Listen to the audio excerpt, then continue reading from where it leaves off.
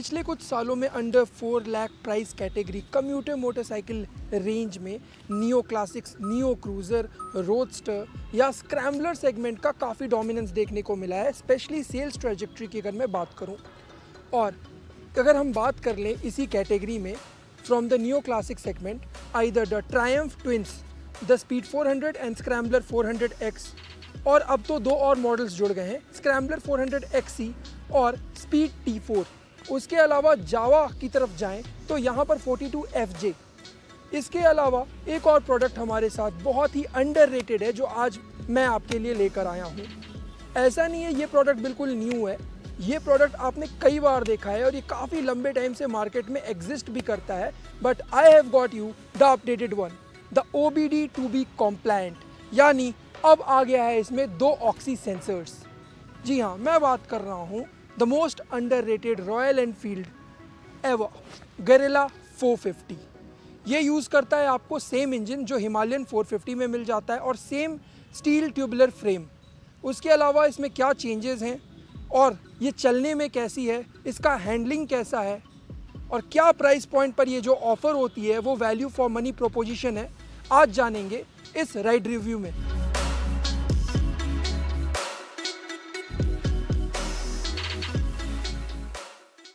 Now if we talk about the overall body work, firstly you can see how slender the body is. इसका overall curve weight जो है वो 185 kilogram है, but ergonomically जब bike गो पर होती है या इवन आप इसे अपने स्टैंड से उठा लेते हैं तो ये बिल्कुल लाइट वेट फील होती है, एकदम ही एजाइल।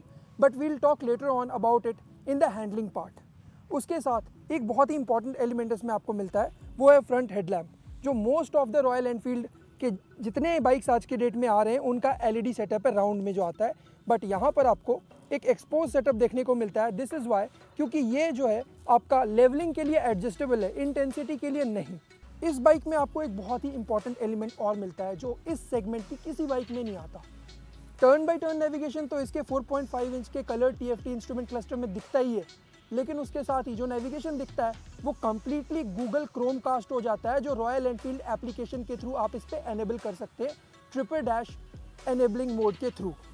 और साथ ही इसमें आपको 2 राइडिंग मोड्स भी दिखते हैं जो इको और परफॉर्मेंस है। अब अगर चैसी की मैं बात करूं तो ये सेम चैसी अंडरपिन करती है जो हिमालयन 450 ADV का है, लेकिन उसका जो बॉडी टू वेट रेशियो है उसके कंपैरिजन में ये बिल्कुल अलग है, क्योंकि इसका सेगमेंट ही बदल जाता है। यहाँ पर कुछ लोगों का तो ये भी कहना है कि हिमालयन 450 का ही ये एक नेकेड वर्जन है, एंड टू सम एक्सटेंट ये लगता भी है, क्योंकि R&D को देखते हुए भी यहाँ पर काफ़ी सारे एलिमेंट्स शेयर्ड है। फर्स्टली आप देखेंगे राउंड मिरर्स, फ्रंट हेडलैम्प देख ले, ट्रिप एपॉड नेविगेशन जो ऑल ओवर डिजिटल डैश है आपका, साथ ही इसमें इंजन भी सेम यूज़ हुआ है, और पीछे का जो टेल सेटअप है ये भी काफ़ी यूनिक हो जाता है क्योंकि ये BMW मोटरॉड इंस्पायर्ड है। सेम फ्रेम के अंदर आपको LED इंडिकेटर्स और LED टेल लैम्प दोनों देखने को मिल जाते हैं। फ्रंट और रियर टायर सेक्शन ये भी काफ़ी वाइड है, ब्लॉक पैटर्न्स के साथ आते हैं, और आपको फ्रंट में 150 सेक्शन, रियर में आपको 160 सेक्शन का टायर मिलता है। अब ये मेरे अकॉर्डिंग एक कॉन्स है, वाई, क्योंकि बहुत सारे ऑप्शंस यहाँ पर आपको कम हो जाते हैं, either we talk about the MRF और द वेडिस्ट्रियन। तो यहाँ पर मल्टीपल टायर ऑप्शंस आपके पास नहीं रहते हैं आपके राइडिंग कंडीशंस को देखते हुए। आप यहाँ पर हैंडल बार देखेंगे तो इसका रेक एंगल जो है ये 21.8 डिग्रीज का है ऑल ओवर, और ये शॉर्ट ट्यूबुलर सेटअप के साथ आता है ऑल ओवर। जो आपका हैंडल बार प्रोपोजिशन है ये आपको जो है एग्रेसिव राइडिंग को ध्यान में देखते हुए बनाया गया है, कि जो ऑल ओवर प्रोपोर्शन है इसका, चाहे मैं बात कर लूँ फ्रंट फेंडर की या मेटल टैंक की, ये सब काफ़ी रिजिड साउंड करता है। यानी जो इसमें ऑल ओवर प्रोपोजिशन पार्ट्स का यूज़ किया गया है, काफ़ी प्लश मटेरियल का यूज़ किया गया है इसमें, एंड दैट इज़ वाई इसका प्राइस थोड़े प्रीमियम साइड पर जाता है, but at the same time वो इसे जस्टिफाई करता है। अब आते हैं इसके राइडिंग सेक्शन पर।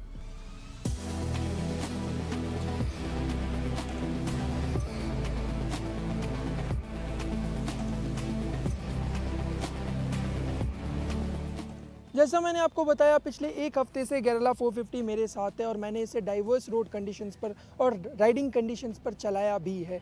चाहे आप ऊबड़ खाबड़ रोडों की बात कर लें, हाईवे क्रूजिंग की बात कर लें या फास्टर हाईवे एक्सेलरेशंस की बात कर लें, तीनों ही कंडीशन में मैंने इसे टेस्ट किया है और ये है मेरा राइडिंग ओवरव्यू इसको लेकर। सबसे पहले ये यूज़ करती है हिमालयन 450 का same 452 CC liquid cooled single cylinder Sherpa engine, जो पावर एग्जैक्टली सेम प्रोड्यूस करता है 39.5 bhp और 40 न्यूटन मीटर का। टू बी फ्रैंक, मुझे ये पावर फील हुआ कि ये सिर्फ ऑन पेपर्स नहीं है, ये रियल वर्ल्ड कंडीशन में भी है, बट ये आप तभी अचीव कर पाओगे जब आप इसे परफॉर्मेंस मोड पर चलाते हो। इको मोड पर जाने पर आपको इसमें मिल जाती है 29.5 kmpl की क्लेम्ड ARAI माइलेज, और उसी के अराउंड आपको माइलेज ये दे देता है। 28-27 तो नहीं कहूँगा, 24 to 26 kmpl आपको आराम से ये दे देगा अगर आप हाईवे कंडीशंस में इसे राइड करते हैं तो इको कंडीशन में आपको यहाँ पर राइडिंग परफॉर्मेंस थोड़ी लोअर होती नज़र आएगी, बट अगेन कुछ पाने के लिए कुछ खोना पड़ता है। तो अगर आपको माइलेज चाहिए तो इको कंडीशंस में आप इसे चलाइए। अब इस परफॉर्मेंस की मैं बात करूं तो गड्ढों से इसे मैंने गुजारा, उसके अलावा मैं इसे हाईवे क्रूजिंग पर ले गया और फास्टर एक्सेलरेशन राउंड्स भी मैंने इसके किए हैं। और फास्टर एक्सेलरेशन राउंड्स को लेकर मैं एक बात कहना चाहूँगा कि इसमें आपको सेम रियर स्प्रॉकेट मिलता है 45 टूथ, तो ये जो स्प्रॉकेट है ये फास्टर एक्सेलरेशन राउंड्स में काफ़ी ज़्यादा हेल्प करता है। सेकेंडली इसमें आपको स्लिप एंड असिस्ट क्लच मिल जाता है 6 स्पीड ट्रांसमिशन के साथ, तो इसमें जो है आपको बहुत ही स्मूथ गियर ट्रेवल्स हैं। और पीछे का स्प्रॉकेट जो है आपको 45 टूथ होने के कारण इसका जो गियर ट्रैवल है वो भी शॉर्टर है। तो ये जो गियर शिफ्टिंग है ये बहुत ही मिनिमल इंटरवल पर आता है, आपको ऐसा इंजन में कोई लैग फील नहीं होता। ये जो इंजन है ये लिक्विड कूल्ड है, तो इसीलिए यहाँ पर आपको रेडिएटर फ़ैन दिया गया है जो बहुत जल्दी अपना काम शुरू कर देता है। तो इंजन हीटिंग जो है आपको नॉर्मल कंडीशंस में तो नहीं होगी, बट हाँ अगर आप इसे अराउंड 4000 to 6000 RPM के ऊपर ले जाते हैं तो इंजन हीटिंग का इशू और वाइब्रेशन दोनों ही आपको फील हो सकता है। परफॉर्मेंस वाइज इसका पावर रियल वर्ल्ड कंडीशन जैसे बम्पर टू बम्पर ट्रैफिक की आप बात करें तो वहाँ पर मैनेवर करना भी इसे काफ़ी इजी है, क्योंकि ये 185 किलोग्राम होने के बावजूद, जैसा मैंने आपको स्टार्टिंग में बताया था, अपने बॉडी प्रोपोर्शन के वेट को इस तरह से डिस्ट्रीब्यूट कर लेती है कि ये बहुत ही लाइट वेट फील होती है once it's on a go. Suspension department में आपको थोड़ी प्रॉब्लम आएगी, क्योंकि फ्रंट सस्पेंशन आपको 43 मिलीमीटर का टेलीस्कोपिक सेटअप देखने को मिलता है 140 मिलीमीटर ट्रैवल के साथ, और रियर आपको मिल जाता है 7 स्टेप प्रीलोड मोनोशॉक सस्पेंशन। लेकिन इसका कॉम्प्रेशन और डैम्पिंग दोनों ही टू द पॉइंट नहीं फील होता। बट मैंने इसे पॉट होल्स वगैरह से गुजारा है तो छोटे पॉट होल्स को तो ये आराम से ग्रास्प कर लेता है, thanks to the block pattern tyres जो इसमें दिए गए हैं, फ्रंट 150 रियर 160 सेक्शंस। लेकिन अगर ज़्यादा बड़े गड्ढे आ जाते हैं तो वहाँ पर थोड़ा सा आपको प्रॉब्लमेटिक हो जाता है। ये पिलियन के साथ मैं आपको बता दूं कि यहाँ पर जो ओवरऑल सीट प्रोपोर्शन मिलता है आपको ये 870 मिलीमीटर का है, तो जो राइडर है उसके लिए तो काफ़ी कंफर्टेबल है। पर हाँ, पिलियन के लिए ये 100 किलोमीटर से ऊपर जाना थोड़ा मुश्किल हो सकता है क्योंकि डिस्कम्फर्ट रहेगा। बट अगेन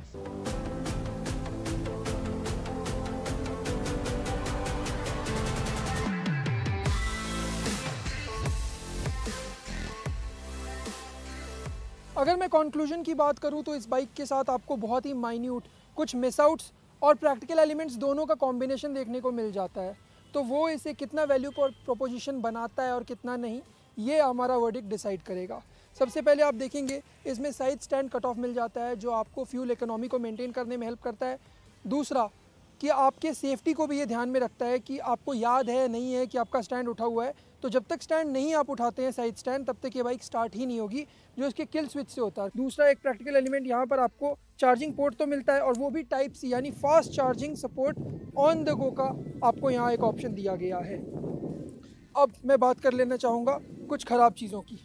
तो यहाँ पर आपको जो ग्रैब रेल मिलता है वो साइड मिलता है और यहाँ पर पीछे कोई बैकरेस्ट नहीं दिया गया है, तो एक हायर स्पीड पे पहुँचने के बाद इस बाइक में पिलियन को एक झटका फील होता है जब ऑब्वियसली वो एक लोअर गियर्स पर है तब, तो वहाँ पर ये पकड़ना उसके लिए उतना कंफर्टेबल नहीं रहता है और हाथों में भी दर्द हो जाता है। उसके अलावा ये हाई स्पीड स्टेबिलिटी पर कॉर्नरिंग करती है, ये इसका एक बहुत ही ज़्यादा प्लस पॉइंट है। और 169 मिलीमीटर ऑफ ग्राउंड क्लियरेंस होने के साथ इसमें आपको जो है बहुत सारे हाइट के लोग एक्सेसिबल हैं, जैसे 5'6", 5'2", 5'9" तो ऑब्वियसली है, 6'1" तो मैं खुद ही हूँ, तो काफ़ी नीचे हाइट के लोग भी इसे आराम से राइड कर सकते हैं कंफर्टेबली। अब एक और बड़ा कॉन्स इस बाइक के साथ ये है कि इसके जो साइड मिरर्स है ये ऑटो एडजस्टेबल फंक्शनैलिटी के साथ आते हैं। ऑब्वियसली सरकैज़म है, ये प्रॉब्लम सिर्फ मैंने नहीं, बहुत सारे ऑटो जर्नलिस्ट, क्रिएटर्स और इन्फ्लुएंसर्स ने अलग अलग टेस्ट यूनिट्स के साथ फेस की है और मैं भी ये फेस कर रहा हूँ। और यहाँ पर एक्सीडेंटल चांसेस बहुत ज़्यादा बढ़ जाते हैं। तो रॉयल एनफील्ड इस पर आपको काम करने की बहुत ज़रूरत है। उसके अलावा ये जो इंजन है, जैसा मैंने आपको परफॉर्मेंस वाले सेक्शन में ही बताया था कि 6000 RPM पर जाकर ये थोड़ा सा आपको वाइब्रेशन और हीटिंग इशू दोनों देने लग जाता है। अब हिमालयन 450 के कंपैरिजन में इस इंजन को काफ़ी ट्यून किया गया है, engine calibration, camshaft timing, gear ratio सब को लेकर और इंजन मैपिंग को लेकर ऑब्वियसली। तो यहाँ पर इसका एक जो कैरेक्टर है वो बदल तो दिया गया है, लेकिन जो इश्यूज़ हैं उसके साथ वो भी ये लेकर आया है।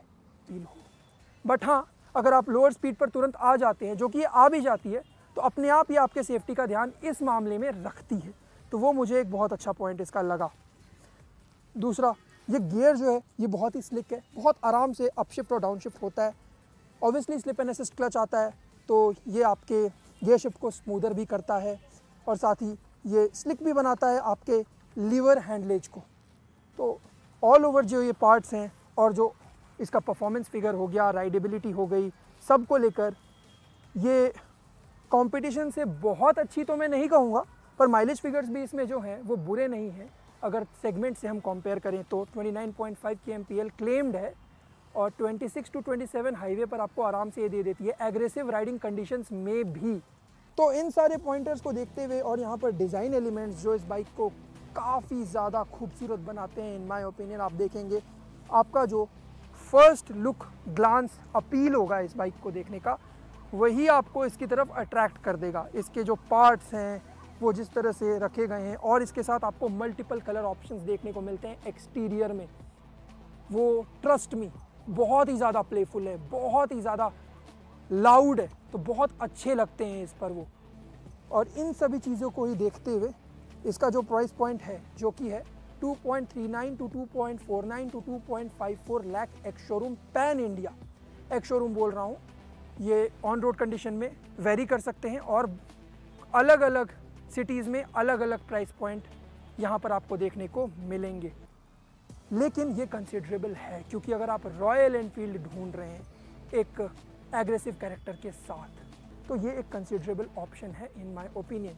आपको इसके बारे में क्या कहना है, आप हमें कमेंट्स में बताएं। और OBD2B कॉम्प्लायंस के बावजूद इसका प्राइस नहीं छेड़ा गया है, ये भी एक बहुत अच्छी बात है। ये वीडियो आपको पसंद आई तो कार बाइक 360 को सब्सक्राइब करना ना भूलें, क्योंकि यही मिलेगा आपको सब कुछ, ride reviews, in house analysis और वॉक अराउंड्स।